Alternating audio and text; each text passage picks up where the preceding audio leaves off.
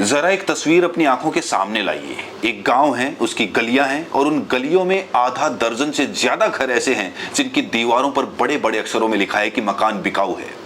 और इन्हीं दीवारों के नीचे खड़े हैं वो लोग जिनके चेहरों पर डर है, आंखों में आंसू हैं और जुबान पर सिर्फ एक बात कि अब इस गांव में रहना मुश्किल हो गया है। दोस्तों, ये कोई बनी बनाई कहानी नहीं है। ये उत्तर प्रदेश के मुजफ्फरनगर के एक गांव की हकीकत है जो बकरीद के ठीक बाद पूरे देश में सुर्खियां बन गई हैं। और जैसे ये तस्वीरें सोशल मीडिया पर वायरल हुई, हर तरफ एक ही सवाल गूंजने लगा कि आखिर ऐसा क्या हुआ कि लोगों को अपने ही घरों पर बिकाऊ लिखना पड़ा।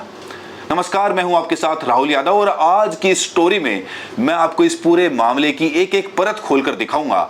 और हाँ, आखिर तक जरूर बने रहिएगा क्योंकि इस कहानी में एक ऐसा पहलू है जिसे ज्यादातर लोग पहली नजर में गलत समझ बैठे हैं। और जब वो सच आपके सामने आएगा तो आप कहेंगे कि अरे, असल मामला तो कुछ और ही निकला। तो चलिए बिना देरी किए शुरू करते हैं। ये पूरा मामला है मुजफ्फरनगर जिले के सिखेड़ा थाना क्षेत्र के भिक्की गांव का। जानसठ इलाके का ये गांव अचानक तब चर्चा में आ गया जब यहां एक दर्जन से ज्यादा परिवारों ने अपने ही घरों की दीवारों पर मकान बिकाऊ है और पलायन लिख दिया।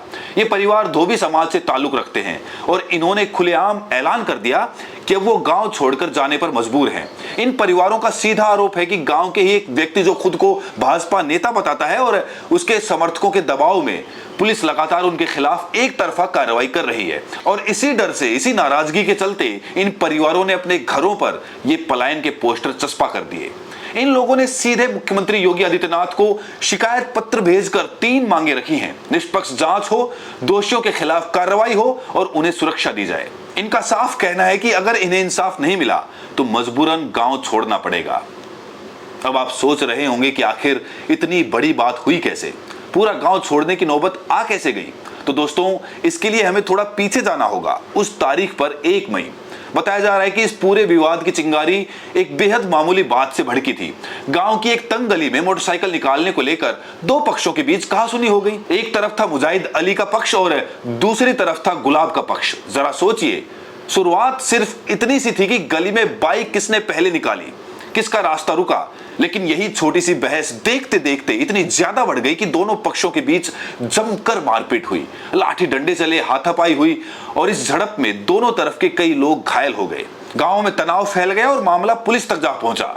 अब यहां आता है वो पहलू जिसका मैंने शुरू में जिक्र किया था, वो बात जो ज्यादातर लोग पहली नजर में चूक जाते हैं। दोस्तों, जब ये खबर वायरल हुई तो बहुत से लोगों ने इसे एक तरह का सांप्रदायिक मामला समझ लिया, लेकिन सच्चाई इससे बिल्कुल अलग है। इस झगड़े में जो दोनों पक्ष आमने सामने हैं, मुजाहिद अली का पक्ष और गुलाब का पक्ष, ये दोनों ही एक ही समुदाय से आते हैं। यानी ये कोई 2 धर्मों के बीच का टकराव नहीं है, बल्कि एक ही समाज के 2 परिवारों के बीच की आपसी रंजिश है जिसने अब राजनीतिक और प्रशासनिक रंग ले लिया है।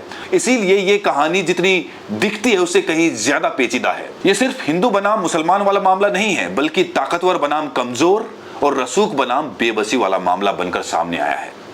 खैर, झगड़े के बाद पुलिस ने दोनों पक्षों की शिकायत के आधार पर मुकदमे दर्ज किए। यानी कागजों पर तो दोनों तरफ केस दर्ज हुआ, लेकिन इसके बाद जो हुआ असली विवाद उसी को लेकर है। गुलाब पक्ष का आरोप है कि पुलिस ने पूरी तरह एक तरफा कार्रवाई की। इनका कहना है कि पुलिस ने इनके परिवार के 6 लोगों को गिरफ्तार करके सीधे जेल भेज दिया और बाकी आरोपियों की तलाश में लगातार दबिश दी जा रही है। गांव में छापे मारे जा रहे हैं। अब इन परिवारों का सबसे बड़ा आरोप यही है कि दूसरे पक्ष का एक सदस्य भाजपा अल्पसंख्यक मोर्चा में पूर्व मंडल अध्यक्ष रह चुका है और उसी के राजनीतिक प्रभाव की वजह से पुलिस एक तरफा झुकी हुई है। यानी इनका कहना है कि जिसके पास सत्ता की पहुंच है, कानून उसके साथ खड़ा है और जो कमजोर है वो पिस रहा है। अब इस पूरे मामले का सबसे भावुक और दिल को छू जाने वाला हिस्सा सामने आया जब पीड़ित परिवारों की महिलाएं मीडिया के सामने आईं। नफीशा नाम की एक महिला ने रोते हुए बताया कि उनके परिवार के मर्द जेल में बंद हैं और बाकी लोग डर के मारे गांव छोड़कर चले गए हैं। अब घर में सिर्फ महिलाएं और छोटे छोटे बच्चे हैं। नफीशा ने भावुक होकर यह बात कही कि इस बार शायद उनका परिवार बकरीद का त्योहार मनाने के बाद यहां से चला जाए। जरा सोचिए दोस्तों, एक तरफ पूरे देश में त्योहार मनाया गया और दूसरी तरफ एक ऐसा घर जहां खुशी की जगह सिर्फ खौफ है। नफीशा ने कहा कि वो किसी तरह बच्चों के सहारे जिंदगी चला रही है, लेकिन अब गांव में उन्हें सुरक्षा महसूस नहीं हो रही। सिर्फ नफीशा ही नहीं, सबाना, फरजाना, सानिया, रुखसाना, फौजिया जैसी कई महिलाओं ने भी यही दर्द बयां किया कि उनके घरों में इस बार त्योहार की रौनक नहीं बल्कि डर का साया रहा। वहीं परिवार के एक बुजुर्ग दिलशाद ने बेहद गंभीर आरोप लगाए। उन्होंने कहा कि उन्हें लगातार धमकियां मिल रही हैं। उनका कहना है कि वो धोबी समाज से आते हैं, आर्थिक रूप से कमजोर हैं, जबकि दूसरा पक्ष राजनीतिक रूप से मजबूत और रसूखदार है। दिलशाद का आरोप है कि उन्होंने जब पुलिस से शिकायत की, उनकी बात को गंभीरता से लिया ही नहीं गया और उल्टा उन्हीं के परिवार के लोगों को जेल भेज दिया गया। यानी इनकी पूरी शिकायत का सार यही है कि इंसाफ का तराजू एक तरफ झुका हुआ है और इसी झुकाव ने इन्हें अपने घर पर बिकाऊ लिखने तक मजबूर कर दिया। लेकिन दोस्तों, किसी भी खबर की सच्चाई तभी पूरी होती है जब हम दूसरे पक्ष की बात को भी सुने, और इस मामले में पुलिस ने इन तमाम आरोपों को सिरे से खारिज कर दिया। नई मंडी के सीओ राजू कुमार साहू ने साफ कहा कि यह मामला दो पक्षों के बीच हुई आपसी मारपीट का है, जिसमें दोनों ही तरफ के लोग घायल हुए थे। पुलिस के मुताबिक घायलों को गंभीर चोटें आई थी, हाथ की हड्डी टूटने जैसी चोटें भी शामिल थी, और इसी मेडिकल रिपोर्ट के आधार पर आईपीसी की गंभीर धाराएं लगाई गईं, जिनमें धारा 307 यानी हत्या के प्रयास की भी धारा शामिल है। पुलिस का दावा है कि उसकी पूरी कार्रवाई सबूतों और मेडिकल रिपोर्ट के आधार पर हुई है, न कि किसी राजनीतिक दबाव में।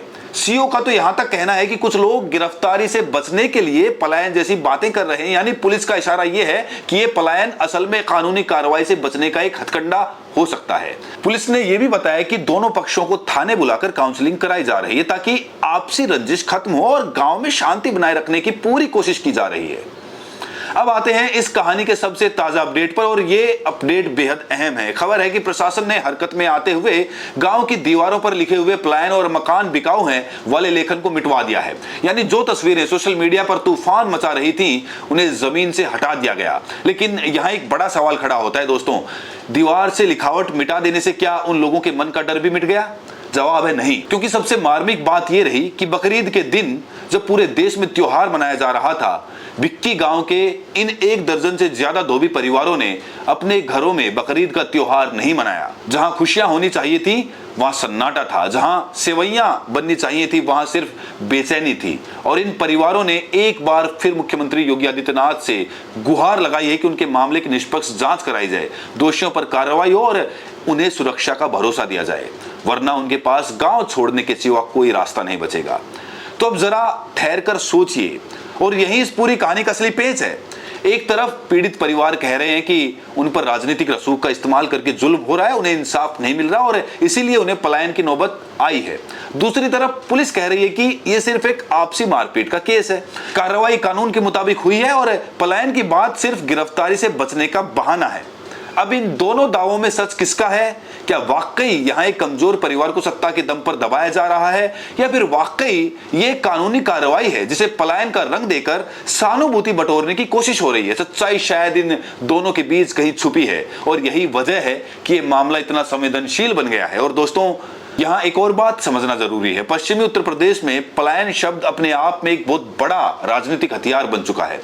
जैसे ही किसी गांव में किसी घर पर मकान बिकाऊ है लिखा दिखता है, वैसे ही ये खबर मिनटों में सोशल मीडिया पर आग की तरफ फैल जाती है, और फिर हर पार्टी इसे अपने अपने चश्मे से देखने लगती है। विपक्ष इसे कानून व्यवस्था की नाकामी बताता है और प्रशासन पर सवाल खड़े करता है, जबकि सत्ता पक्ष और पुलिस इसे निष्पक्ष कार्रवाई बताकर बात को संभालने की कोशिश करते हैं। यानी एक छोटी सी गली की लड़ाई जो शायद आपसी बातचीत से सुलझ सकती थी, अब एक बड़े सामाजिक और राजनीतिक मुद्दे में तब्दील हो चुकी है। और इस पूरी रस्साकशी में सबसे ज्यादा पिस्ता कौन है? वो आम परिवार, वो महिलाएं, वो बच्चे, जिनके लिए ये कोई राजनीति नहीं बल्कि उनकी रोज की जिंदगी का सवाल है, उनकी सुरक्षा का सवाल है, उनके सर पर छत बने रहने का सवाल है। अब सबसे बड़ा सवाल जो हर किसी के मन में है, अगर ये मामला सच में सिर्फ दो पक्षों की आपसी लड़ाई का था, तो फिर बात गांव छोड़ने तक पहुंची ही क्यों? आखिर क्यों किसी को अपने ही घर की दीवार पर बिकाऊ लिखना पड़ा? क्या ये वाकई डर और बेबसी की पुकार है, या फिर एक सोचा समझा दबाव बनाने का तरीका? और दूसरी तरफ, क्या प्रशासन वाकई पूरी तरह निष्पक्ष है जैसा वो दावा कर रहा है, या फिर इन परिवारों के राजनीतिक प्रभाव वाले आरोपों में सच में कोई दम है? ये वो सवाल है जिनका जवाब अभी जांच और आने वाले दिनों में ही मिल पाएगा। फिलहाल इतना तय है कि भिक्की गांव में एक तनावपूर्ण शांति बनी हुई है। प्रशासन पूरे मामले पर कड़ी नजर रखे हुए है। पुलिस फ्लैग मार्च और काउंसलिंग के जरिए माहौल को सामान्य बनाने में जुटी हुई है, और दोनों पक्षों के बीच की ये रंजिश कब, कैसे और किस मोड़ पर खत्म होगी, ये अभी कोई नहीं जानता। लेकिन इस पूरी कहानी से एक बात तो साफ है दोस्तों, कि एक मामूली सी बात, एक गली में बाइक निकालने का झगड़ा अगर वक्त रहते ना संभाला जाए तो वो इतना बड़ा रूप ले सकता है कि लोगों के घर तक छूटने की नौबत आ जाए। त्योहार तक फीके पड़ जाएं और बच्चे डर के साए में जीने को मजबूर हो जाएं। ये कहानी हमें ये भी याद दिलाती है कि किसी भी विवाद में दोनों पक्षों की बात सुनना कितना जरूरी है और किसी भी वायरल तस्वीर को देखकर तुरंत राय बना लेना कितना खतरनाक हो सकता है, क्योंकि जैसा मैंने आपको बताया इस मामले में दोनों पक्ष एक ही समुदाय के हैं और असल लड़ाई ताकत और बेबसी के बीच की है, ना कि वो जो पहली नजर में दिखती है। तो अब आपकी बारी है दोस्तों, आप इस पूरे मामले को कैसे देखते हैं? क्या आपको लगता है कि ये सच में एक कमजोर परिवार पर हो रहे जुल्म और पलायन का मामला है, या फिर ये कानूनी कार्रवाई से बचने के लिए बनाया गया दबाव है? और क्या प्रशासन को इस मामले की एक निष्पक्ष ऊपरी स्तर की जांच करानी चाहिए ताकि दूध का दूध और पानी का पानी हो जाए?